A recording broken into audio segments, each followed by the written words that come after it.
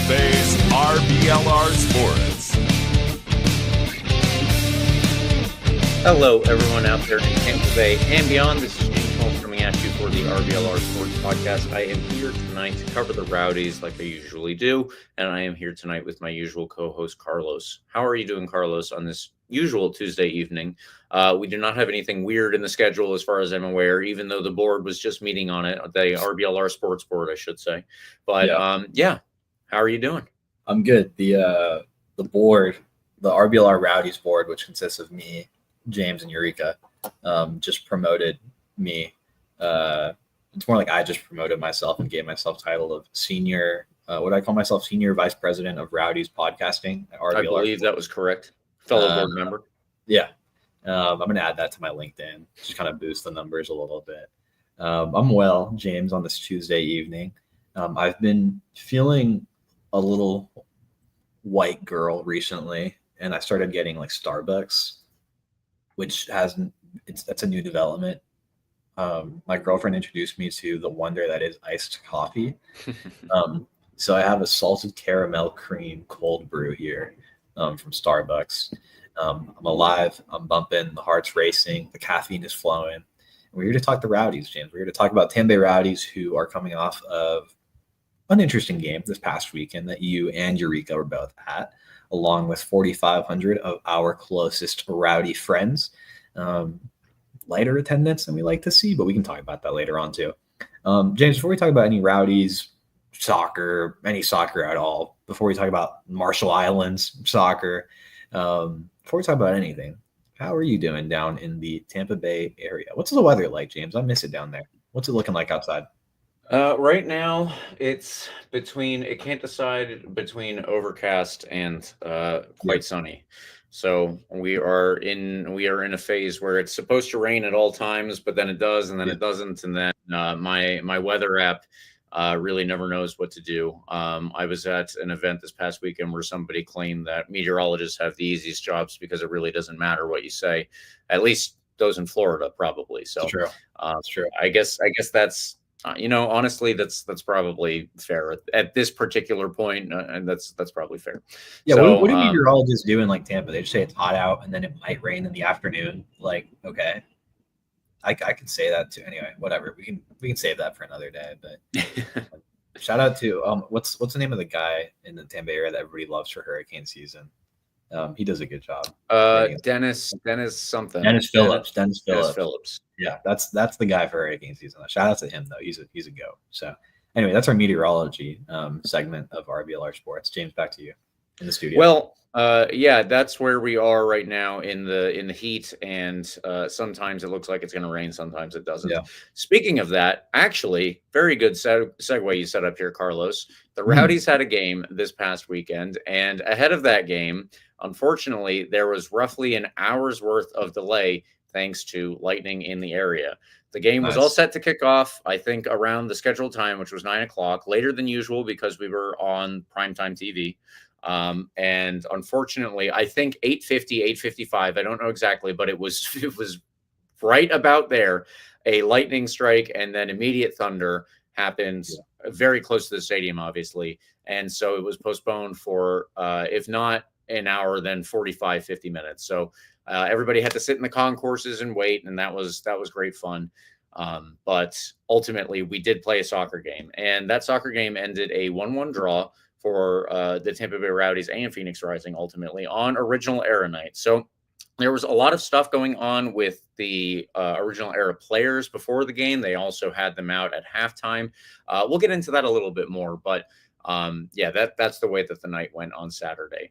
We will also have to preview, obviously, the upcoming game against Detroit City, and we'll see how that one goes. There's a lot to talk about there, and I'm not too sure exactly how I feel about that game, especially after this one versus Phoenix. So we're gonna have to. I think we're gonna have to figure out what we're gonna expect from that game as we get into it.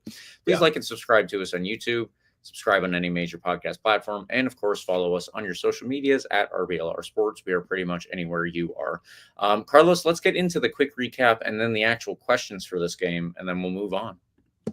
Absolutely. James, your starting lineup was a bit of a mishmash. It was a little bit switch up from what we've seen recently. There's a few changes, but those changes certainly weren't in the back. In the back, you had Bondre in goal as per usual. In front of him, you had Moon in that right wing back spot, Castellanos, Lasso, and Guillen making up the middle three, and out left, Blake, Bodley in that wing back slot. Again, great to see Moon and Bodley in there together. I've been preaching about how awesome it would be to consistently have them in the games, starting together, playing significant minutes together. Now it's a couple games in a row where we've seen them starting together in those respective wing-back spots. So good to see that. Hopefully that develops into some more positive wing play and more positive attacking play. In front of them, you had Van Kaziel and Crisostomo in the middle, as well as Bassett. And then Sokar was in a weird spot for me. I want to say he was kind of in the midfield. James, you're the tactical mind here. So let's just say he was somewhere between the midfield and the attack, maybe an attacking mid kind of situation. Not really where I would have expected him to get minutes here. But we'll note that Wyke and Hilton were both out of this game. They weren't featured in the lineup, obviously, and they weren't featured on the bench either. I'm not sure why that was. James, I don't know if you have any information on that, but that was unexpected to my knowledge. You'll recall the weekend before we had Bodley who was out, I believe, but I think that was just due to an illness on the day of. So good to know that he's back. Questions around why Wyke and Hilton were out, but I hope it's nothing too major. Maybe just a light injury in practice or in a warm-up. Up top, Lubin Pacias was our striker. He's got the start over Manu Arteaga. We talked about how Pacias seemed to kind of earn that starting role in the last month or so. So good to see that he did get that start. Ultimately, it would be Arteaga, though, who gets the equalizer coming off the bench later on, only adding more questions to who is going to retain that starting spot in the future. This game was a bit all over the place, James. Started off with very minimal attack in that first half. In fact, Phoenix had all of their shots and chances in the second half. I think they quite literally had 0 shots, not just on goal, 0 shots, period, in the first half of this one, despite having 2/3 of the possession in this game or in that first half. The Rowdies did have 3 shots. None of them were particularly significant in that first half, with the exception of one header from Forrest Lasso on the back end on a corner to close out the half. Nothing crazy there. It wouldn't be until the second half that you get both your goals. A really, really impressive finish from Rizzo off of a corner. Ball bounces out to him at top of the box in the 73rd minute. Really impressive finish from him to slot it into the corner on Bondre. 1-0 Phoenix, but just 2 minutes later, the super sub, who we mentioned just a minute ago, Arteaga, would come in and finish a header off of some incredibly poor marking from Phoenix Rising, but still an impressive finish from him to equalize 1-1 in the 75th minute. That would be your last goal of the game. Rowdies and Phoenix Rising would go on to finish this one, all knotted up at 1-1 off of some chaotic action in that second half, James. Zooming out and looking at the table, no surprise, up top still in the Eastern Conference, Louisville City on 47 points. In second place, Charleston on 44 points. Loudoun United still holding on to that third place spot despite slowing down after their red hot start. They're on 31 points. So a big gap between second and third and the rest of the table there. North Carolina dropped a game this weekend to Detroit, but they hold on to their fourth place spot at 30 points. Fifth place, Pittsburgh, 27 points. And way down at the bottom, your Tampa Bay Rowdies sit at 18 points. Here's the thing I'll highlight, like I've highlighted at least once every episode for the last 3 or 4 weeks.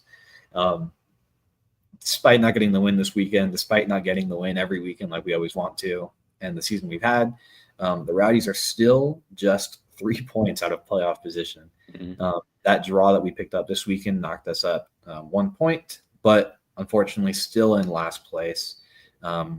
The team that we were competing with at the bottom of the barrel for quite a while, Hartford, has gotten actually quite hot recently, and they've jumped all the way up to 7th place on 23 points after 3 wins in a row, with the exception of this weekend, prior to this weekend's games. So all that being said, just 3 points separate the Rowdies from 8th place, Rhode Island, who has 21 points. There's a lot of season left, but we keep saying that, and eventually you're going to actually start you have to start putting the wins together at some point. So we'll see if that happens in the future, hopefully sooner rather than later. Out west, James, nothing's shifted too dramatically. Tulsa is still in first place after an impressive first half of the season. They look really great, well into the second half now. So I wouldn't say first half, 20 games into the season for them. Neil Collins of Sacramento Republic still in second place, playing some great soccer, 31 points. They'll visit the Tampa Bay Rowdies in just 3 weeks. That'll be really fun to see. El Paso in third place, San Antonio in fourth place, Orange County in fifth. I'll highlight another team who was competing with the Rowdies at the bottom of the USL table overall. Lexington has also gotten rather hot in the last month or so. They went from 12th place when we played them, month and a half ago, maybe 2 months ago. It's been a little bit. They were well in last place in the Western Conference. Since then, they've jumped all the way up to 7th place.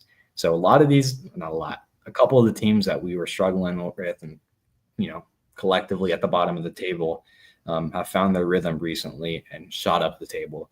I'm hoping it's the Rowdies' turn next, James, because we've been waiting for that signature turnaround moment.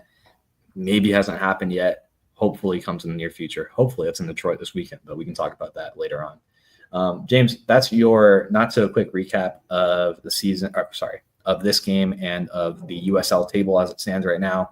Some interesting soccer left to play across both conferences. Still a lot of room for movement, particularly in the Western Conference. Between third place El Paso Locomotive and last place Las Vegas, there's only 8 points of difference. A lot of potential for movement there between all the teams. So there's a lot that could happen in the next, just few weeks. So keep an eye on the USL as a whole. Always great soccer, always fun, if not great. Exciting stuff going on all around. Okay, James, let's talk about this weekend's game. Tampa Bay Rowdies versus Phoenix Rising. We're playing against two former Rowdies in this one, Charlie Dennis and Damian Rivera. I'm glad neither of them got on the score sheet because that seems to always be the case when we play some former opponents.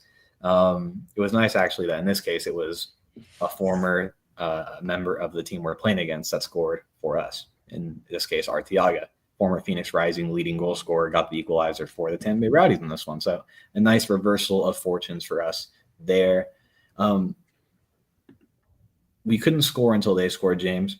We couldn't score much at all, didn't create much at all in this one.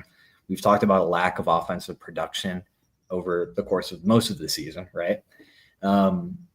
Still waiting for Dom Casciato to be able to fully impose his offensive attacking vision that he preaches and likes to play. Didn't see it in this one.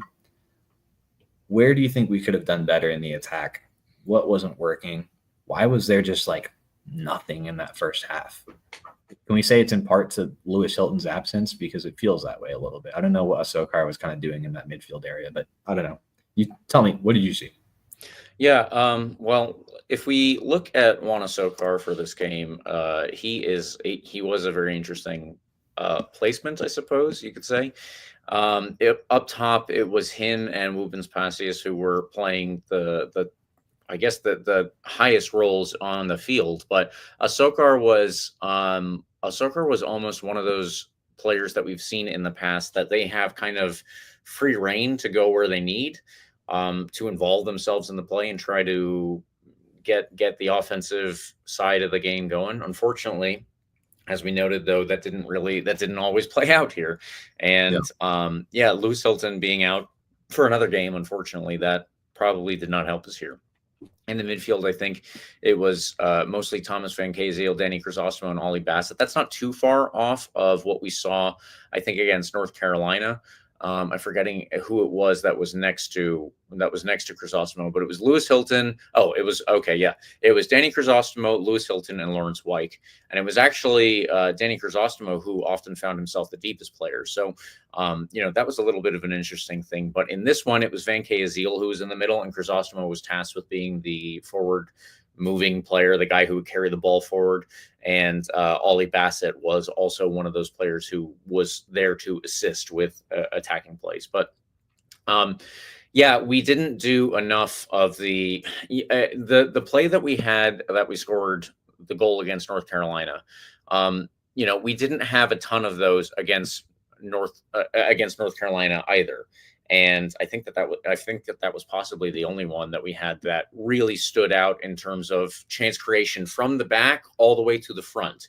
We did have other chances, obviously. There was the one that Charlie Sharp unfortunately did not put in, but I don't think that was one that was a perfect example of, again, from the ball all the way back to the front, the way that it was when we scored against North Carolina. So I didn't see that we had a ton of, I guess, really either of those setups in this one. And does that come down to player availability here, because Lewis Hilton was out and he played a big role in that game, in that goal, very specifically. But yeah, Lawrence Wyke also, you have to think that he was not starting and ultimately did not come on to the field at all. I don't think, he wasn't listed on the bench. So not sure what was the issue there. And the other thing that I wanted to highlight while we were talking about this, Luis Alvarez came off the bench in this one and actually came off the bench at the same time as Joey Skinner. Very interesting that we saw Joey Skinner, I think the last two games, in a more advanced position here. So I kind of like it. But it's not what we're used to, but it did work. Absolutely. Yeah. So, we'll obviously hit on Skinner more when we get to the second half a little bit here, but Phoenix was able to shut us down because I really think that in addition to Phoenix lining up in a way that kind of clogged the areas where we might be trying to put our players bodily getting into the attacking positions that he might be, and assisting with Ollie Bassett, Danny Crisostomo kind of ish all lined up on the left side. And then on the right side, I would say Nick Moon, Juana Sokar, and Wubens Passius were almost a similar role. It's a little bit like there's a group of three and a group of three. I think we also said that for North Carolina. But Phoenix was able to clog those two areas. Also, the other thing that I would point out, Carlos, is I don't know how difficult we made it to clog those areas, I think that maybe here we've seen a lot of good instances of Blake Bodley and Nick Moon both getting involved in the attacking play by coming into the midfield and assisting with the players in those little areas. Again, if we want to look at it that way, it's like two groups of three on either side. I don't think that that's exactly representative of everything, but it has looked that way some of the time, including I think on our best plays the last few games. So if we just break it down and we look at it that way, I think that Blake Bodley and Nick Moon have done a good job in those roles. However, if Phoenix was doubling up players in that area, or if they didn't have enough players trying to stretch out their back line, then we allowed them to just cover all the positions that we wanted to be in anyway. So were we doing a sufficient job of getting players wide to get the Phoenix defense open and allow that area for us to exploit? Probably not in this one. And, Wubens Passius has not done a lot of running in behind recently. I think that this was something that you pointed out, Carlos. He's actually looking to do a lot more hold-up play and be involved in the build-up. So that's good. That works sometimes, but on the other hand, then you don't have somebody who's trying to move the Phoenix back line closer and closer to their net, or at least give us some space that we can try to cook, right? So, it was not the best attacking game that we've seen from the Rowdies either this season or ever. But we've talked about progress here and there, and this is one where I don't know how much progress we made from one game to the next. I think that we looked about the same as we did against North Carolina. And we also did not create a lovely, lovely goal in this specific instance. So, that's where I'm left on this one. It was not the game that I was hoping we would follow up with after our last match against North Carolina, where we probably could have done better than a loss, but just got pretty unlucky, honestly. Yeah. And all those points add up at this point, right? When you're kind of just in such a tight battle for that last 8th place spot as of now. We're only 3 points out. That one more point, North Carolina could have made a big difference. It could make a big difference later down the line. A couple things. Well, first of all, before I forget, I want to say how cool it is that we're getting like more and more national games just for the USL as a whole, but particularly seeing the Rowdies on national TV. Very fun, especially when I'm out in DC on a Saturday night and I'm, hanging out at the bars with some of my friends. And quite literally, and it's not an exaggeration. Like, I'm not saying that people just like are dying to watch Rowdies soccer in particular or anything, but there just wasn't a lot of like other sports going on in the world of American sports media. Um, like most of the bars we went to had Rowdies Phoenix Rising on like their biggest screens. There just wasn't a lot going on. That was awesome to see. Really, really fun to just be able to watch the game while I'm at a bar in DuPont Circle in Washington right now. So that's really, really fun. I'm excited at the idea that a lot of people who might have never heard of Phoenix Rising or the Tampa Bay Rowdies caught a glimpse while they were drinking their beer at the bar and wherever they were. So that's really fun. Mentioning that before I forget, because I think that's not a minor thing for the Tampa Bay Rowdies and for the USL as a whole. I would have liked them to see a win or like a more exciting brand of soccer. Yes. Like across the board, particularly for the Rowdies. But I mean, it's not like Phoenix was doing anything particularly exciting either, right? How much of that is a credit to the Rowdies midfield and back line? I'm not sure. I just don't think Phoenix was like making much of an effort to do much with their possession in the first half. I think that's also fair.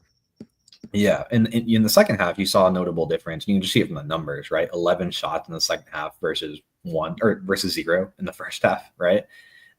Obviously, I think that's more than just like a tactical change or like you're finally like putting in your game plan. Like that's got to be some sort of philosophical change between the first half and the second half. It's like, okay, we're going to go out there and actually put our foot on the gas, right? I don't think that's a testament to like the Rowdies doing a ton to shut them down in the first half. I just 0 shots versus 11 shots. I feel like that's Phoenix Rising deciding, okay, we're going to step up here and try to make something happen. And eventually they did. But I think the Rowdies back line in particular played good, shut them down. Like, and the couple chances they had one really, really clear look that could have ended up in a goal. Some great interplay on their would have been their right side. Yeah, would have been their right side that we almost got caught out on, and luckily just some unfortunate final touch for them that couldn't make it into the back of the net for them. Their goal in the 73rd minute, I think, was really frustrating because it came off of a corner that bounced all the way out to the top of the box, where Rizzo was able to kind of just like twist and turn and go in circles with the ball until he found space. I will say, just while we're on that one, Yeah. I think that defensive effort could have been better both by the defenders outside of the box and ultimately, unfortunately, also with Ethan Bondre. Yeah. The guy who is closest and comes out to like defend him was I believe that was Charlie Sharp when he comes into the game. Yeah. Sharp comes into the game in this one, the 56th minute. He's closest to him on top of the box, comes out to defend him. Good form, has his hands behind his back, like making sure he's not going to pick up a handball, silly free kick outside of the box or anything. But like, there just wasn't a lot there in terms of actually putting in a challenge on the guy on who was Rizzo, not Skinner, on Rizzo. And like, he didn't really make it uncomfortable for him at all to take that shot. It's unfortunate because it's such a low like XG opportunity. It's one that I think could have easily been avoided with just a little bit more effort, a bit smarter play out there. So yeah, I by the way, I've said when we signed Charlie Sharp and we talked about him that he looks like an exciting prospect. Like he's super tall. He moves pretty well for how big he is. And he was the leading goal scorer at Western Michigan across all of college soccer in 23. So he's got the goal scoring knack. Hasn't endeared himself super quickly to the Rowdies fan base across the first 2 games with us. So we're hoping we can see a bit more out of him going forward, because it's clear that he's not just a depth piece. Apparently he's getting serious minutes across both the North Carolina game and this one. So like you said, definitely could have used a bit more from him in that defensive effort there. I will say that, like, I'll hit on something that we've talked about multiple times now. there is a certain level of resilience that's come with being in last place for the in the USL at this point and for so long in the season, right? There's a certain amount of resilience that's come in the last few months when we've conceded first and then turn it around to equalize, in a couple of cases turn it around and win, right? It's good to know that we didn't give up and we actually were able to put the equalizer in rather quickly, off of a really, really pretty cross from Skinner, who, again, we didn't really expect to see in that role, but has gotten further up the field, put in a beautiful cross, and Arteaga was able to put that away really, really impressively. A bit easy, too, with really poor Phoenix defending. I think they definitely fell asleep after going up 1-0. I think they had a quick moment of vulnerability that we took advantage of, so good to see. Impressive stuff from Skinner, great finish from Arteaga. Like I said at the beginning, when we started jumping into the quick recap, I think that adds more question marks around who's getting that starting spot going forward. It seems like just when we think Woobins is kind of in a rhythm, he's found his game, we found out how to play through him and to him. Arteaga comes in and actually gets the only goal of the game for us, right? It's kind of in this flip-flop. And then when Arteaga starts, Woobins might not have even, this wasn't an anonymous performance, but it certainly wasn't one of his better performances, I would say. Right. And it's I think the easy excuse for us to be like, for a quiet performance for a striker is to be like, well, like the ball shouldn't get to him, which is fair. I mean, I don't think Woobins just had a lot of touches in general. But the reason why we brought in someone like him too is because he can kind of create things out of nothing sometimes, right? And we've seen a lot of his goals seem to be that way. It's kind of chances that come out of nothing that he's kind of takes on a couple guys and makes something happen. In a game like this, when we're just not really doing much on the ball, you need a moment like that to really have a chance or break through or potentially even get a win. Definitely a quieter performance for him. But like I said, I think it's just been kind of funny to see how when Arteaga starts, he seems to be quiet, and then Woobins comes in off the bench and scores the equalizer or the game winner, and everyone on Facebook is like, "Well, why aren't we starting Casillas?" And then it just flip flops. It's really weird, and there's not a great answer to it because it seems like Casciata is running this one striker system up top with maybe like a floating option on either his right or left side, depending on whose dominant foot is lined up. Exactly. And in this case, it was Asokar. Asokar. Sorry, my family would be mad at me for going Asokar. Juan Asokar. So it's weird. It's the situation right now. It's rowdy soccer. I mean, we haven't had a great season, obviously. I think it's still just going to take some time for Dom Casciata to implement this attacking brand of soccer we've heard so much about. And I think you made a great point to say this is certainly not a game where we could point to clear improvement from one game to the next, like we've been able to a couple times recently. So right. That's fine. Like you can't expect like significant improvement every week or anything like that, but I would have liked to see obviously a bit more offense in this one from us than we did. Here's my question for you, James. We never like to just like, say like, hey, like this player sucks or anything like that. Like, because we know all these guys are super talented. We know they have great backgrounds. I just talked about Charlie Sharp's great college soccer background and his, really great potential, I think. Bassett coming from the CPL, right? Mm-hmm. Having a great season over there last couple of years. But I think, again, I bring up Bassett because I feel like he's another guy that we just haven't really seen the full potential of, or at least living to the expectations that we might have set for him as a fan base, right? Sure. We can say that about a lot of the players on the team, but I think in terms of just the exciting kind of attacking brand of soccer, I'd like to see a little bit more from Bassett too, right? Do you think the lack of attack in this one is just a player thing in this one, or did you see some sort of tactical question mark or a tactical area that you, as the tactical mastermind of RBLR, right? What did you see in that sense? I know you mentioned a couple things about the formation and kind of like the structure of three on the outsides.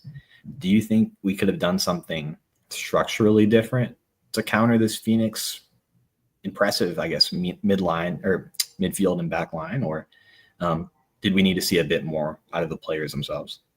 I would hardly call myself the tactical whatever phrase you The use, but mastermind, the yes, guru, right.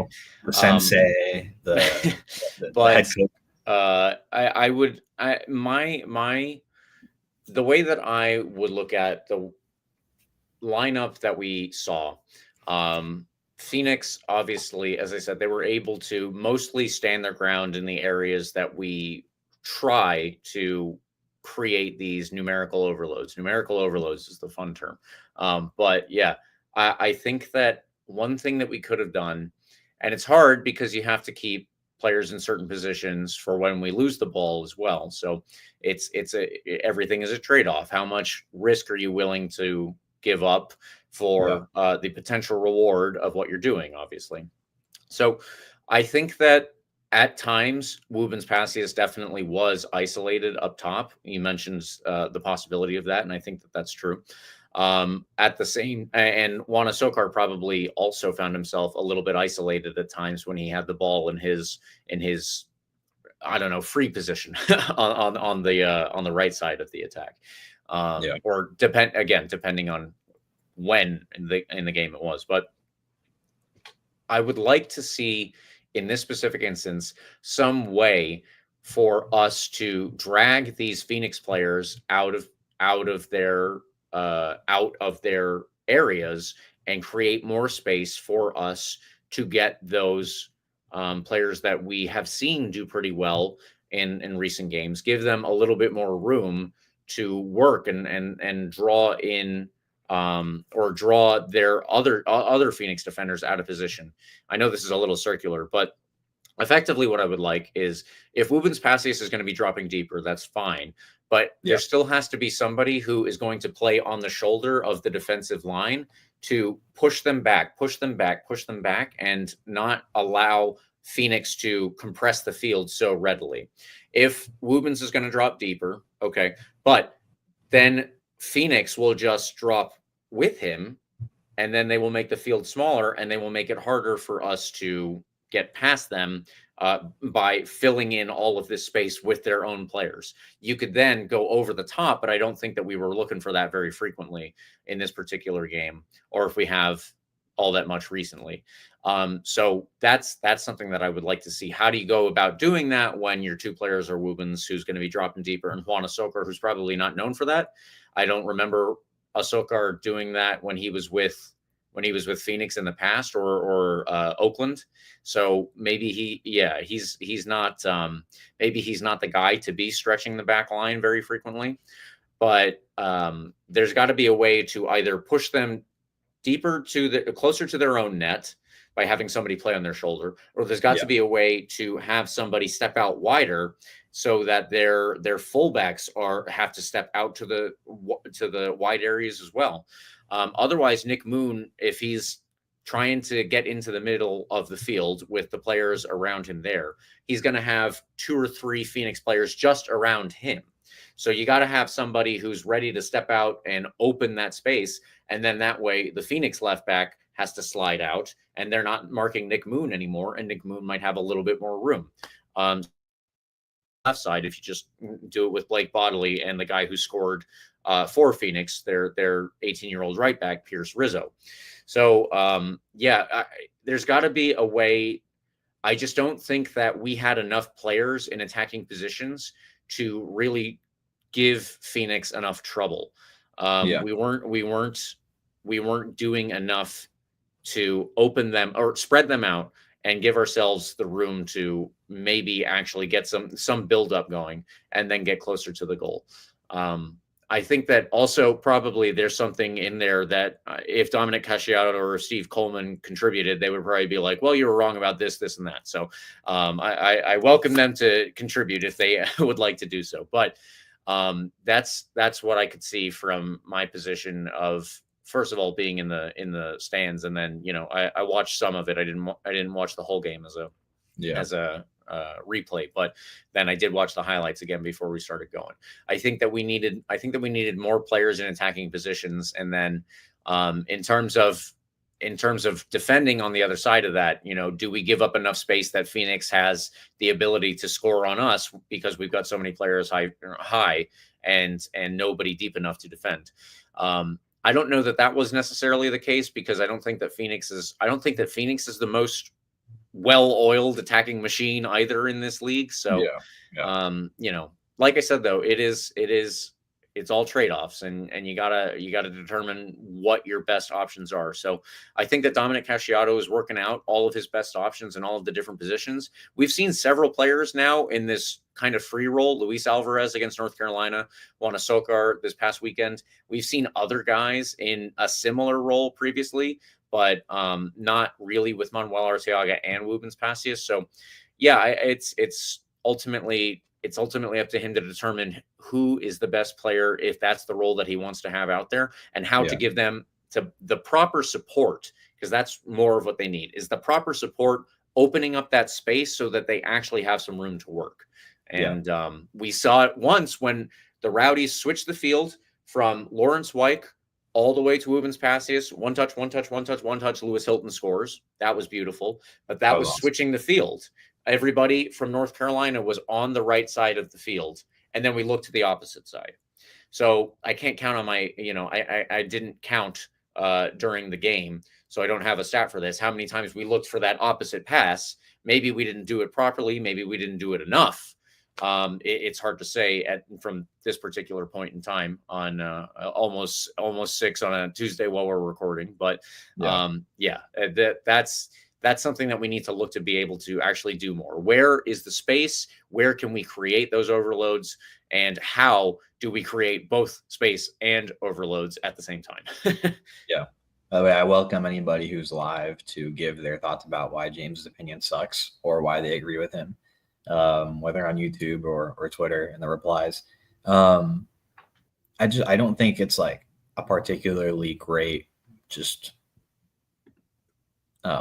indicator when after the goal, your best chances of the game are an Ollie Bassett shot from outside the box with some distance that went high. It was a good look, to be fair. I don't mind taking those shots, particularly in a game like this where just nothing's really being created.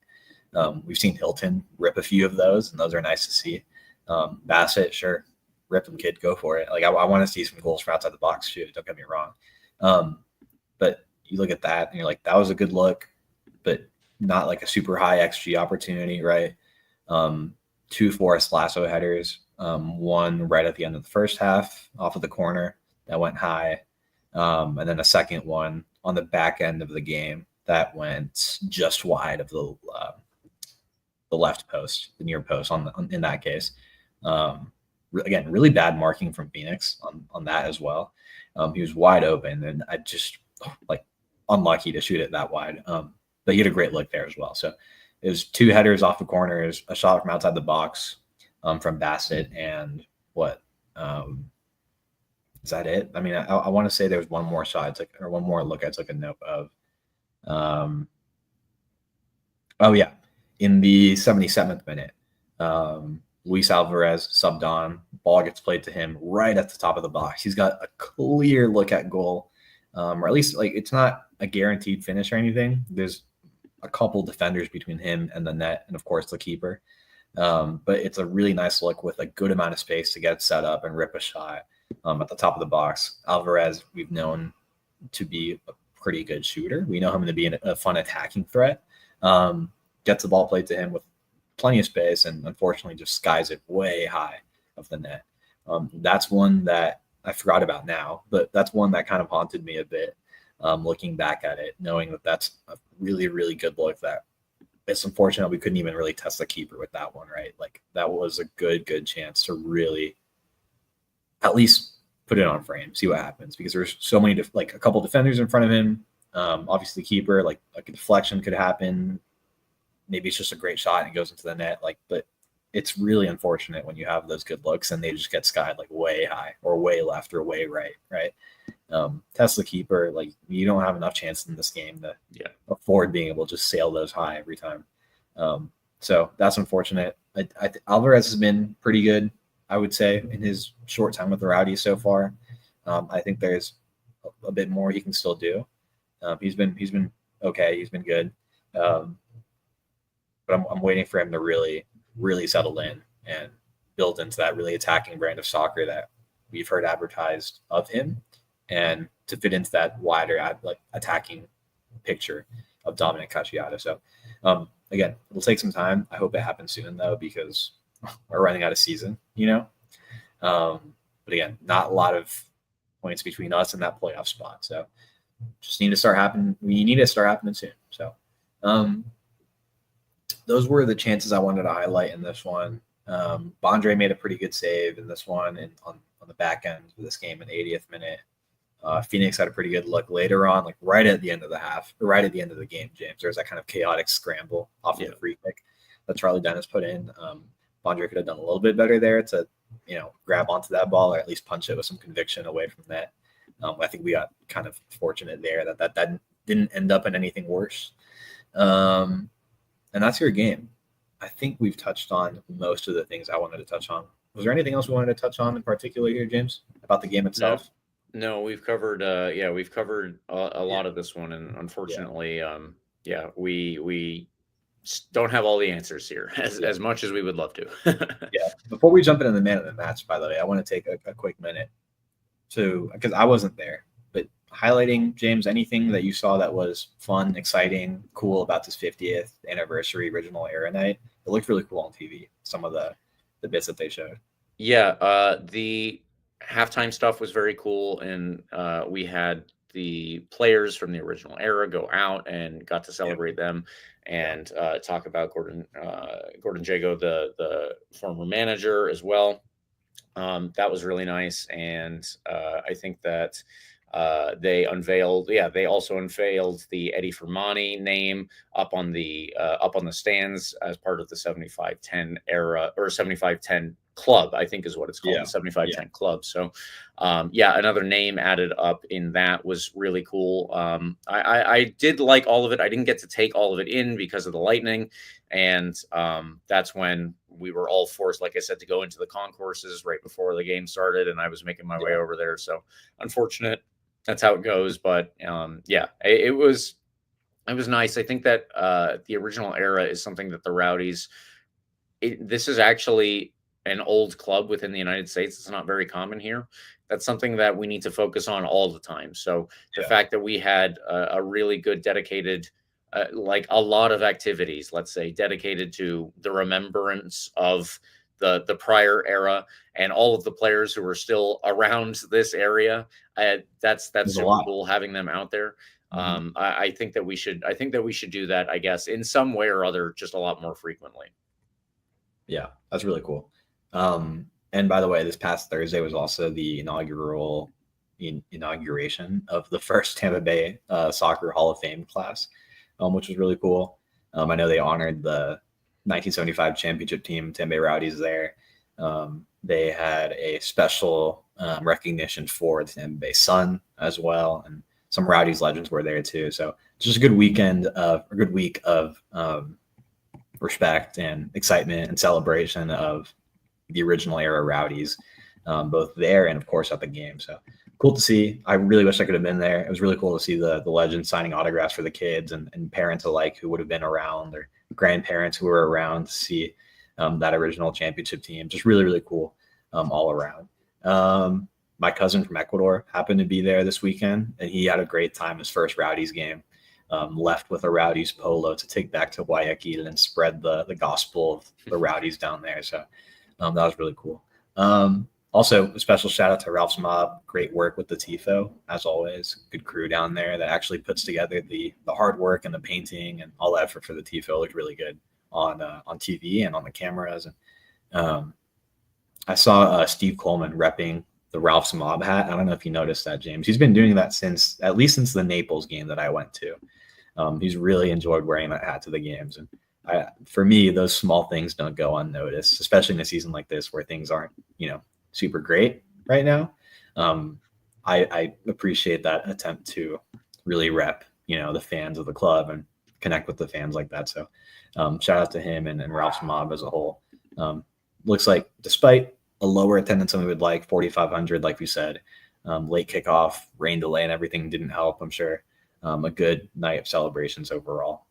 Okay, James, man of the match. Yeah, let's get into it. I'll quickly throw my guy in here. I go with the cop-out answer when it's just kind of like a mediocre game as a whole. My cop-out answer here was Manuel Arteaga. He came in, got the equalizer, and what can I say? I mean, it makes the striker job, starting role, a little bit more complicated. Like I said, it's always flip-flopping. When Arteaga gets to start, Wubens comes in off the bench and scores. In this case, Wubens started, and Arteaga came in off the bench and scored the equalizer. Really impressive header.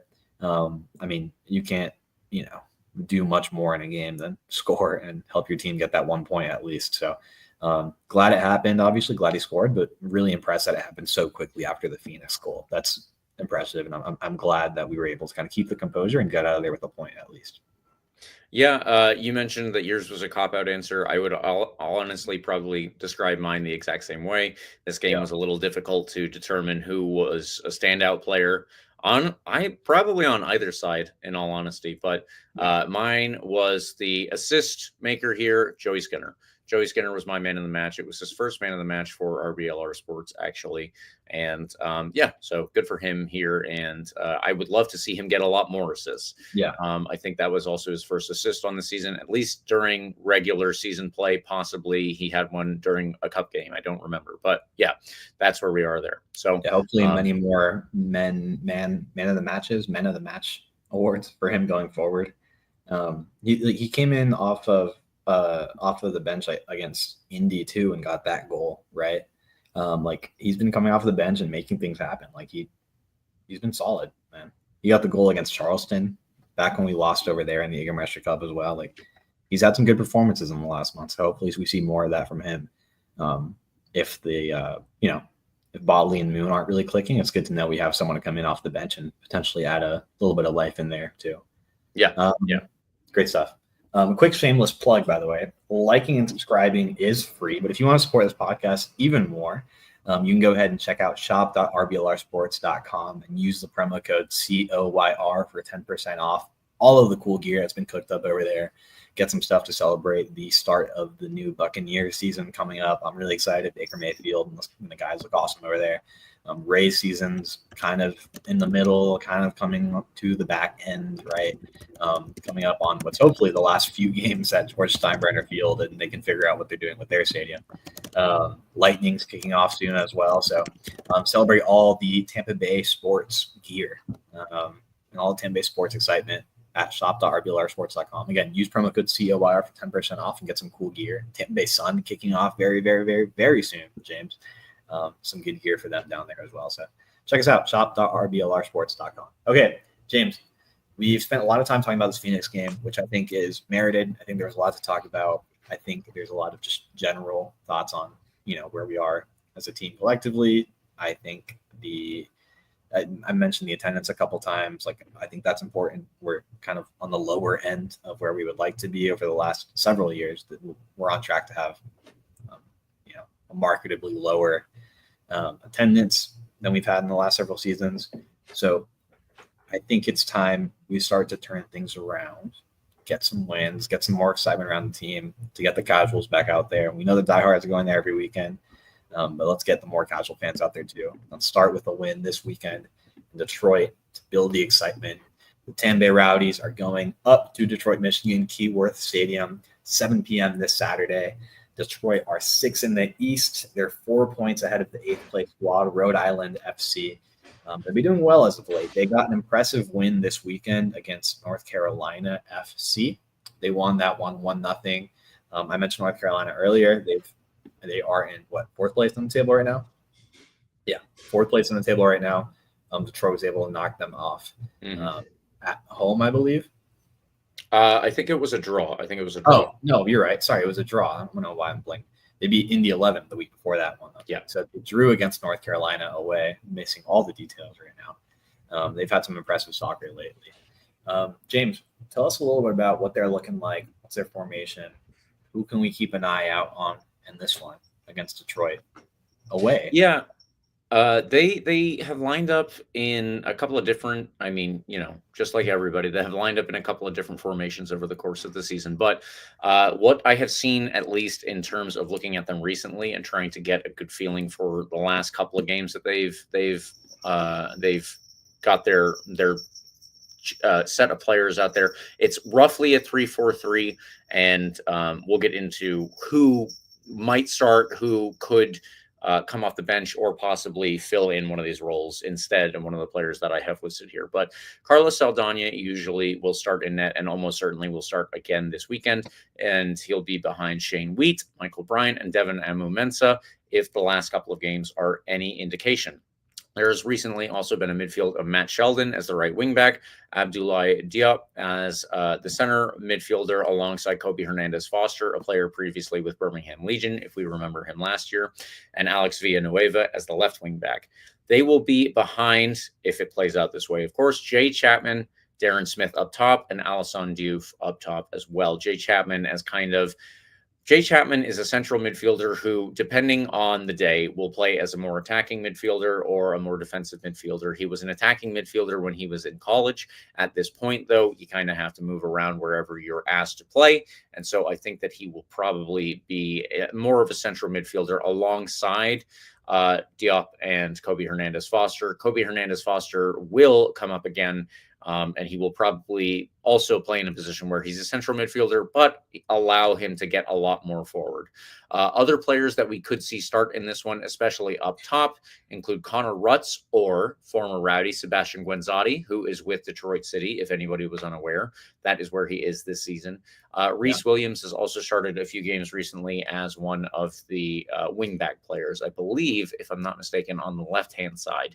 So that is a possibility instead of Alex Villanueva. Now, Darren Smith is the striker. They brought him in over the offseason, I believe, and he started off on a real heater. He has kind of cooled off, though. So he has 10 goals in all competitions, and if I'm not mistaken, 8 of those came in the league. So 2 in either Jaeger Cup or Open Cup play. No, Jaeger Cup play, excuse me. And with that being said, he is still not doing as well as he was at the very first part of the season. I don't know how many people remember this, but Darren Smith was scoring pretty much every single game for the first 2 months. And then recently, we luckily, for us now, haven't seen as many goals coming off of his boot. So they don't have many high stats players. If you go through all of the lineup, they really don't have a ton of players who are going to contribute a lot of assists. Darren Smith has these goals that I've just talked about and has cooled off. So where are they going to get most of their chances? That will probably be from Kobe Hernandez-Foster. He is the team's chance creator by a wide margin. However, I want to point out, to follow up that thing, the players in general don't have a lot of good stats here. The team has not scored more than 1 goal in a league game since June. So if you want to go through their entire schedule, there are a couple of games that they have. Those, I think, were both in the Jägermeister Cup, and that would have been against lower division teams at that time. So in the league specifically, they are not doing very well on the attacking side. And I really hope that the Rowdies can do a good job of maintaining that, at least on the defensive side here when we travel to Michigan. I would like to see us get a shutout. I don't know if that's something that will be on the cards based on the changes that we've had to do recently. Forrest Lasso was starting and then or started after not starting. Lawrence Wyke was in the midfield and then wasn't. Same with Lewis Hilton. So we've had to, unfortunately, switch things up quite a bit recently due to players' availability. I don't know if that's going to be the case again here. And if it is, what kind of role that is going to play. Michigan, or Detroit City, obviously.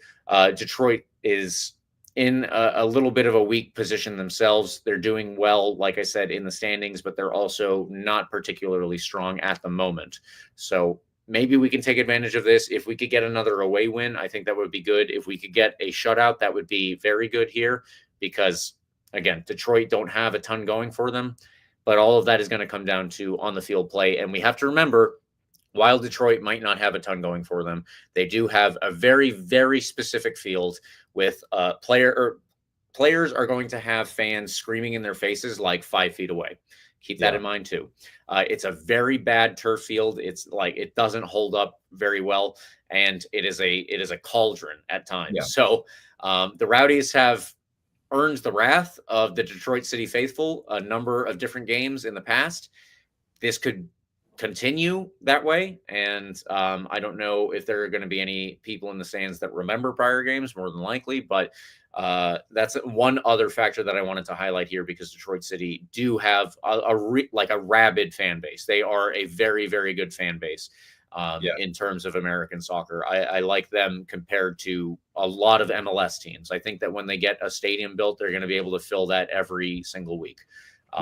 But in the meantime, it's going to be 4,000, 5,000, whatever the number is, all of those fans right on your shoulders, right on your back, and they're going to be yelling at you, probably some relatively rude things, let's say.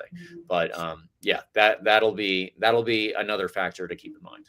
Yeah, and I would say that's about a good chunk of teams in the USL, but they certainly have better atmosphere than a lot of clubs in MLS that, I always point to like FC Dallas, like Houston Dynamo. Yeah. The Rapids, Salt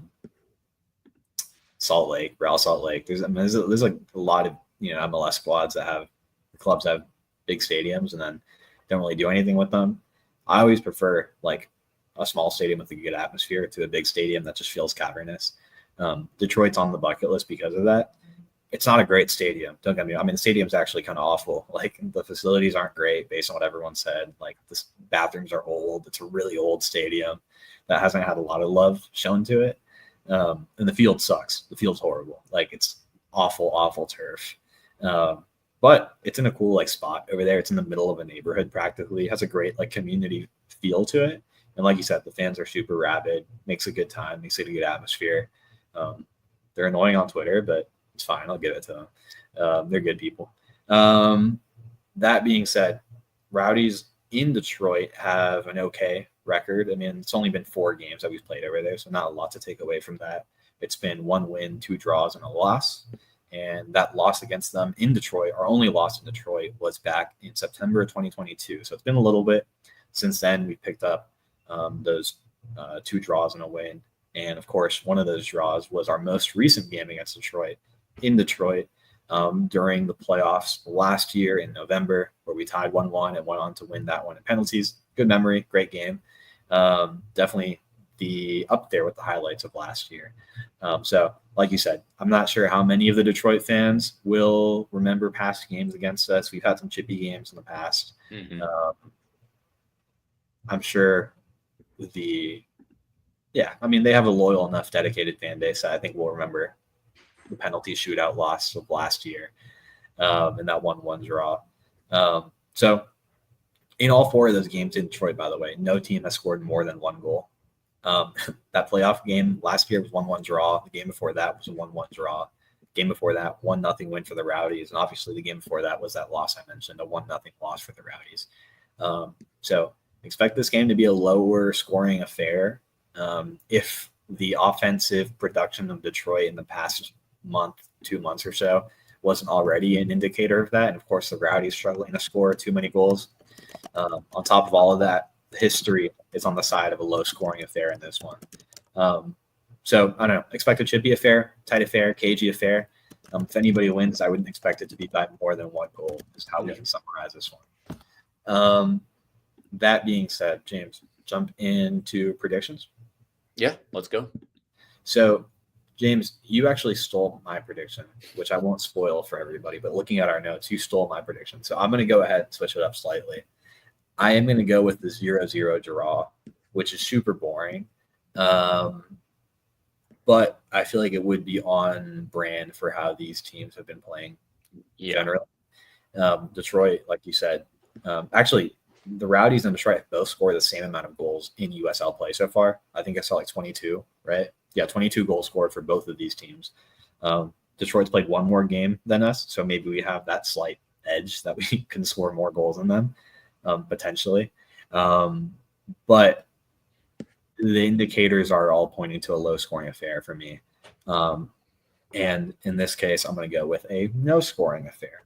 That's just kind of what it feels like. It feels like it'll be a really cagey match that just doesn't have a lot of chances. We struggled to score already over the last, all season. But, of course, in the last few games, not a ton of goals going our way. I would imagine that doesn't change and certainly isn't helped by the fact that the field is super narrow, super gross, and super turf-y. So it'll be a grimy game. So that's what I'm going to feel. 0-0 draw. I hope I'm wrong. I hope it's a win for the Rowdies. But like I said, if we do get a win over there, I feel like it'll be a 1-0 win. But certainly nothing more than that. Yeah, I think that that's probably fair based on what we've seen. So Eureka and I have gone with the 1-1 draw, which obviously is what Carlos was trying to do. Ultimately, what we all wanted then was a 1-1 draw. Pretty funny that I think that we all, if there's a writing on the wall for this game. It's a safe bet. I mean, it really is. Again, like history's on the side of a really low scoring. Yeah.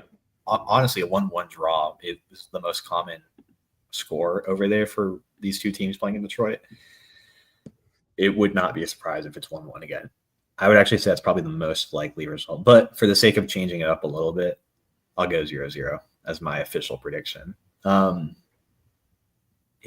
they're not doing particularly great. I am excited to see Guenzati just on my screen. It's always fun to see him. If he gets playing time at all. I know he hasn't gotten like a ton of starts, if any, this year. But obviously I hope he doesn't get his breakout game against us or anything. Yeah, that's the game against Detroit, James. It'll be a fun one. Probably not. I don't know why I said that. It probably won't be a fun one. But it's definitely a fun atmosphere if you're a Rowdies fan in the area, or if you're looking for a last second away trip.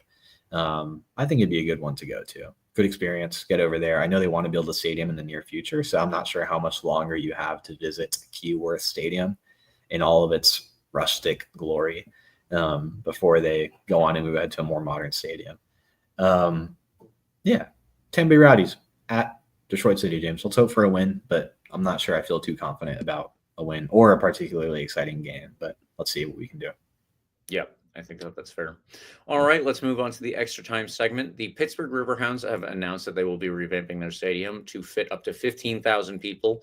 As nice. I saw Carlos point out in our pregame chat, I think that it's a really nice.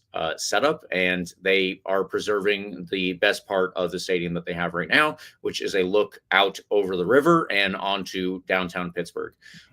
They do not play in downtown Pittsburgh, literally, like I said, across the river, but you can see it you can still see it the way that they're trying to build up the stadium. It's all on the outsides and then the back of the stadium, so that I guess that wouldn't be the back, but the front of the stadium, if you want to look out, then you can see Pittsburgh. Yeah. And I think that that's really nice. I think that it's actually going to look pretty good when it's done. I don't know what the timeline is. I don't know if we had the timeline at this point, but regardless of all of that, really good moves from Pittsburgh, and the ownership group is committing to this. So that's positive. I really like that. And I hope to see more teams doing stuff like this. Sacramento obviously is also working. I think they just had their groundbreaking last night, the night before, Carlos. It was recent. It was recent. Yeah. So all of this is very positive from USL and USL ownership groups.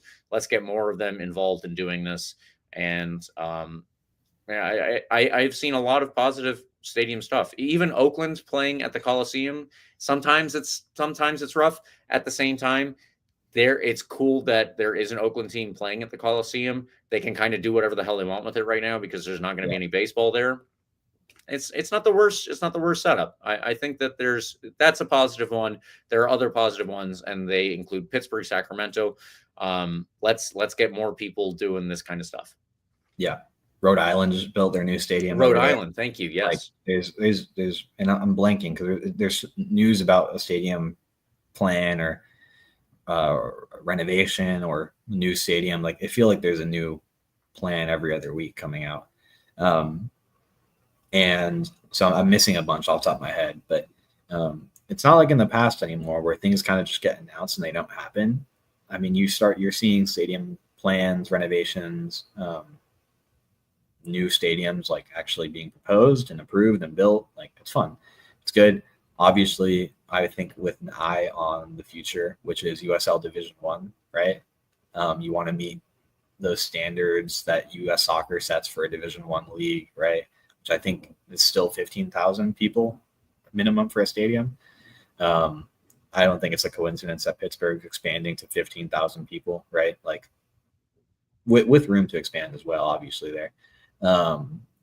But it's a great stadium. It looks kind of like if you just added like bigger stands to the Sun Stadium on every side except like the Riverside the riverfront part,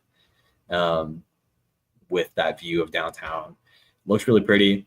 It looks very much like the Louisville City kind of design for their stadium too. I think that's the perfect design for this like league, right? You don't want like everybody having the same cookie cutter templates, but if you do, it's a beautiful cookie cutter template, right? It's great. 15,000. You want to be in that range. Who knows what the future has in store for the Rowdies and their stadium plans? Who knows what it has in store for ownership, right? Like there's a lot of questions about ownership and the Rays and everything. Like that's all going to have to be settled before I think we get Rowdies stadium news, because I know that's the question that people immediately think when they see a new stadium design. It's like, oh, that's really cool. I wonder if the Rowdies are going to give it a, you know what I mean? Like that's always the natural follow-up. Obviously you want your team to get the next shiny brand new thing. I hope it happens sometime in the near future. I hope you have some clarity on kind of like what the plan is. I think that's the most frustrating part on top of a tough season so far. I think the frustrating part is the lack of just, knowing, right? We have no really indication of kind of what the future has in store or really what we should be advocating for. But I hope it's a really nice, modern, shiny stadium that holds 15,000 people somewhere, either downtown St. Pete or downtown Tampa, somewhere cool that a lot of people can go to. So good for Pittsburgh. I'm really happy for them. I'm really happy for USL that it's all kind of like playing out like this, because these are markets so far that I think can fill those types of stadiums and get good attendances, 12, 13, 14,000 people. In cities like Pittsburgh, Sacramento, Rhode Island. And I think here in Tampa Bay too. So we'll see what the future has in store. Good for them. Outrigger Cup, James. You want to tell us about what happened with Marshall Islands in their international soccer debut? Yes. So we talked about the Marshall Islands last week, and I went to I said earlier, I went to an event this weekend. At the event, I had to bring my laptop and request the homeowner's Wi-Fi so that I could watch at least the first half of Marshall Island's second game, because they played their first two ever international soccer games. I'm going to have an article out about this soon, but unfortunately, the universe is conspiring against me and deleted the first draft of this article entirely. So I apologize for the delay there. The dog ate my homework.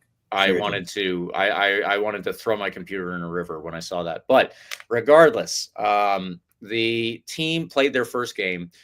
They lost to the U.S. Virgin Islands 4-0. In all honesty, this is a team that most of them have never played 11-a-side soccer. Those that have, they're all not necessarily directly from the Marshall Islands. They're people who either live in the U.S. and have Marshallese descent, or they were able to bring in some players just to help out, fill in the numbers. And most of these guys met the team proper that same week. So a couple of days before this game against U.S. Virgin Islands. You really got to say 4-0. That's not that bad. In fact, it's pretty damn good. It's pretty damn good. The biggest moment was not any of the goals in that game. It was beforehand when they played the anthem and the players got to do what Argentina gets to do ahead of their games, what the U.S. gets to do ahead of our games, what China and South Africa and everybody else around the world gets to do ahead of their games. They got to represent their country and stand playing soccer with the national anthem playing over you and feel that pride. That's what international soccer is all about. That's part of why I love it.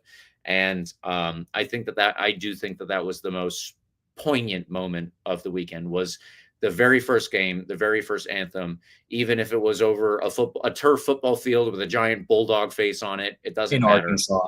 Yeah, it doesn't matter. They got to do it the way that all the other countries around the world get to, and that was awesome. Yeah, really positive there. So 4-0 loss for the first game. On Saturday, they followed it up. They go 2-0 down. They scored their first ever goal. Josiah Blanton, originally of James Madison University, actually, a defender from Georgia. He scored the first ever goal for the Marshall Islands. So then, unfortunately, Turks and Caicos scored again. It's 3-1. And the Marshall Islands earn a penalty. Aaron Anitok Brocken, I think is his name, originally from Oregon. He scores the second ever goal in Marshall Islands history from the spot. So 3-2 loss in the end. 4-0 loss, 3-2 loss, that's immediate progress. And again, these are their first ever games amongst a bunch of players who had never played full senior side and a bunch of other players who had never met all the other guys on this team.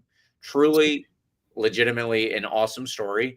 And it might not sound as, I don't know, maybe it doesn't sound as cool as it does to me, but it was something that, like I said, I had to bring my laptop, ask someone else for their Wi-Fi so that I could watch this. This was an event for me. It's been covered all around the world, and I'm really happy for Marshall Islanders, for the people who live there, the people who are from there and live elsewhere. Anyone who views this and sees that there is like some cool stuff that soccer can do, I think that soccer has a really good ability to bring people together and show us like the ways that we're, if we want to be sentimental, the ways that we're similar instead of the ways that we're different. So yeah, this was a good event, a really cool event. Yeah, that's awesome. That's awesome. And it's cool, like when a community that just doesn't really have a chance to be in the spotlight, right? Like Marshall Islands as a country or as islands either, like are just never really brought up into the limelight or anything. So it's cool that they've had a chance as a community, right? And then the community like that's there in Arkansas, right? Who would have thought that there's such a large Marshallese population in Arkansas? Like that's cool if they have an opportunity to go see their national team play for the first time ever. Like not them seeing their team play for the first time ever, but to see them play a game for the first time ever. Like that's cool. James, did you see our guy Colin Taranga, sponsored by RBLR Sports? Did you see him in action at all? I did see him in action. And in fact, I would like to point out now that we're on the subject, I heard the commentator for the first game mention all of the sponsorships. I don't know if they did it for the second game because I had it on mute while I was at that event, but I heard the commentator go through all the sponsorships and all of the players that had one, and they said Colin Taranga, sponsored by RBLR Sports. So awesome. We got ourselves a tiny little bit of this larger piece of history for the Marshall Islands. That's awesome. Good for him, man. I hope he got some good minutes. Hope he had a good performance. And they still have one more game left, right? A game against what will actually be a future USL championship team, I believe. The tournament was only 2 games for them, so it is actually complete at this point. But so we'll have to wait and see when the Marshall Islands play next. There you go. There you have it. Good for them. That's exciting. One more thing we'll throw in here before we start to head out. Tampa Bay Sun kick off their season this weekend, I believe. Like that was the shortest off season ever. What's up with that, James? Are we excited? I'm excited. Right now, we are going to, the Suns start their game, and unfortunately, it is going to be on the road. So their first one is against Brooklyn away in, I don't know if it's actually in Brooklyn or not at this point. We never really figured that out. So whatever. But somewhere in the metropolitan area of New York. Yeah, somewhere in there. At least it's not New Jersey right now. But the point is, the Suns' first game is coming up this weekend, so tune in. It will be on Peacock, I think at 7. I did the preview article for this earlier, so I forget exactly what time. But all of that being said, the Sun have started. It was the shortest preseason because we played our last game on June 11th, I think it was, and we're already back to the games for the upcoming season. So they will have their first ever home game of the 2025-2026 season next weekend. That is August 30th. And so if you would like to go to that, keep it in mind, look into tickets. I think that the Rowdies are also playing, so you'll have to determine which one you want to go to, but that's the USL for you. There you go. Yeah. A lot of Tampa folk in the New York area. Might as well make it out to Brooklyn for this one because it's in Coney Island, actually, at, how do we say this? Maimonides Park. I don't know. Formerly MCU Park and Keyspan Park. This is where actually the Cosmos played a lot of their soccer when they were in NASL. So it might be a familiar stadium if you've been watching the Rowdies for a little bit. They're playing there. Home currently of the Brooklyn Cyclones, the minor league team for, I think, the Mets. It's actually a cool little stadium. I was over there when I went to my fraternity's convention in Brooklyn. It's a cool stadium right in the middle of Coney Island. Go get yourself a hot dog and watch Tampa Bay Sun play. That's really fun. Okay, so confirmed in Brooklyn, at the very, very, very, very, very far end of Brooklyn, but in Brooklyn. you can watch your Tampa Bay Sun play in action this weekend if you're in the area. So good for them. Hopefully start the season on a winning note. And I'm just happy there's more Tampa Bay soccer kicking off this weekend. That's really fun. Okay, James, I think we've talked enough in this one. We're running a little bit longer than we usually do. But we needed to spend some time talking about a lot of different things, and I'm glad we got to talk about everything. This weekend, big game against Detroit. Let's go out there and hopefully get the W. Follow us on all the social medias, wherever you get your content, Twitter, Instagram, TikTok, Threads, anywhere. Blue Sky, we're at RBLR Sports on everything. You can follow me at CarlosTPA10 on Twitter. James, where can people follow you? People can follow me also on Twitter if you would like. I am at RBLRJamesK, and you can use the hashtag AskRBLR. I think, Carlos, you might have actually said that. So regardless, thank you for helping us out, and thank you for tuning in. Like and subscribe to our podcast. You can get the full experience on YouTube, or you can follow us on Spotify, iHeartRadio app, Apple and Google Podcasts, wherever you are. We are too. We will see you soon, but hopefully with another win. Come on, you Rowdies.